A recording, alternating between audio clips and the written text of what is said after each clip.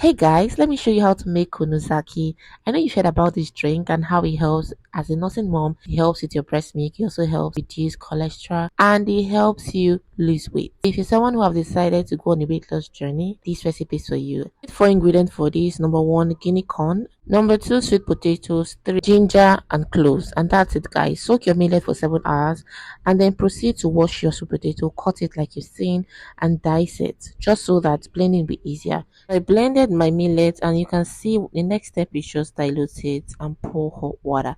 Now keep pouring the water until it start changing color. I don't know how to tell you, but you know how you make pap. That is the vibe. So once you see that it has thickened up, you can leave it for a while and then stir. You can see it's thick. If you do yours and it's not thick, take it back, put it back on a pot and stir for 1 hour.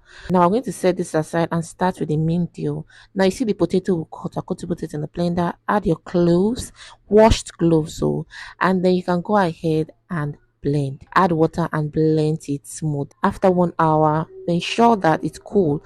Add the mixture, stir, and then keep it overnight or keep for at least 8 hours. Now it's time to sieve. You're going to pour in your mixture. As you can see, I'm using this cloth. I don't know what the cloth is called, but if you want to know, let me know in the comments. Sieve it, and this is what the shaft will look like. Our kunu is ready. Add sweetener if you like. Turn it to a container, and that's it, guys. Look for more recipes. I'll be dropping it back to back.